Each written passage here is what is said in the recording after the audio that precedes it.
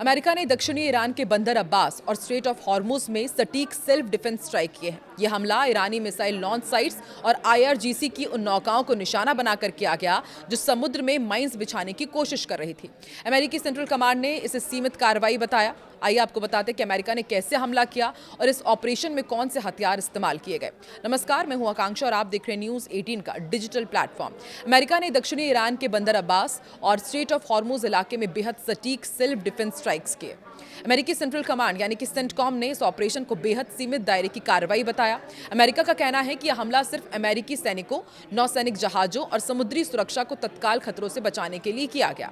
CENTCOM के मुताबिक अमेरिकी सेना ने उन ईरानी मिसाइल लॉन्च साइट्स और आईआरजीसी यानी कि इस्लामिक रिवोल्यूशनरी गार्ड कॉर्प्स की नावों को निशाना बनाया जो स्ट्रेट ऑफ हॉर्मुज के आसपास समुद्र में माइंस बिछाने की कोशिश कर रही थी।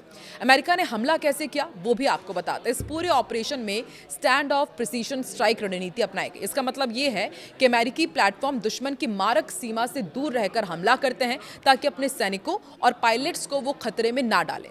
सबसे पहले MQ-9 रीपर ड्रोन्स और निगरानी विमानों ने समुद्री गतिविधियों और मिसाइल लॉन्च पोजीशन की पहचान की और इसके बाद प्रिसीजन गाइडेड मिसाइल्स और स्मार्ट बॉम्ब से चुनिंदा लक्ष्यों पर हमला किया गया। समुद्र में माइंस बिछाने की कोशिश कर रही नावों को सीधे निशाना बनाया गया, जबकि मिसाइल लॉन्च साइट्स पर GPS गाइडेड स्मार्ट वेपन का इस्तेमाल किया गया। इस ऑपरेशन में सबसे ज्यादा चर्चा AGM-114 हेलफायर मिसाइल्स की थी।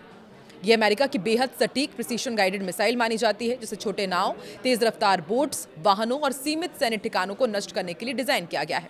हेलफायर मिसाइल लेजर गाइडेड और रडार गाइडेड दोनों वर्जन्स में उपलब्ध है। इसकी रेंज करीब 7 से 11 किलोमीटर तक होती है और इसकी स्पीड लगभग मैक 1.3 मानी जाती है। करीब 45 से 50 किलोग्राम वजनी इस मिसाइल में हाई एक्सप्लोजिव वॉरहेड लगे होते हैं जो छोटे लेकिन महत्वपूर्ण टारगेट्स को बेहद सटीक तरीके से नष्ट कर सकता है।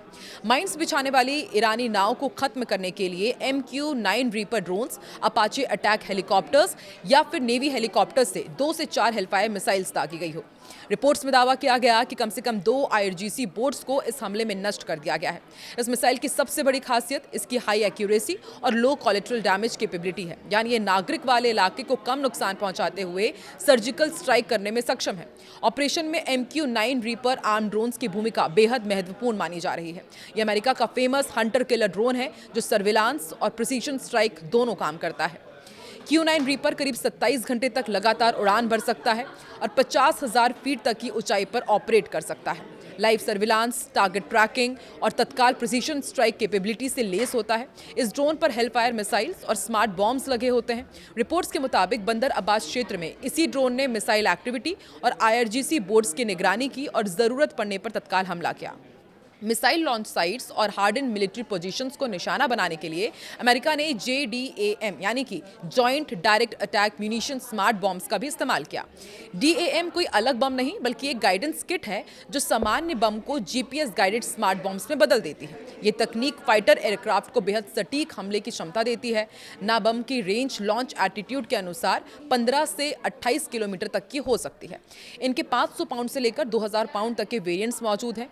पोर्ट्स के मुताबिक अमेरिकी FA-18 सुपर हॉर्नेट, F-35 या अन्य कैरियर बेस्ड एयरक्राफ्ट ने मिसाइल लॉन्च साइट्स को निशाना बनाने के लिए JDAM इक्विप्ड बॉम्ब्स गिराए होंगे। इनका फायदा यह है कि फिक्स टारगेट, बंकर्स और लॉन्च पैड्स को कम समय में ज्यादा सटीकता के साथ तबाह कर सकते हैं।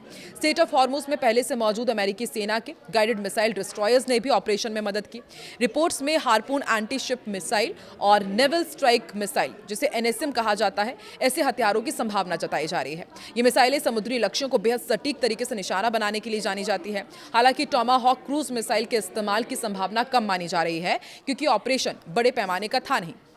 टॉमाहॉक आमतौर पर लंबी दूरी और बड़े स्ट्रैटेजिक स्ट्राइक्स में इस्तेमाल की जाती है।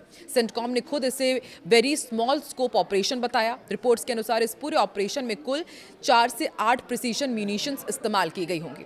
ऑपरेशन लिमिटेड, डिफेंसिव और प्रिसीजन फोकस्ड रहा। फिलहाल क्षेत्र की स्थिति बेहद संवेदनशील बनी हुई है।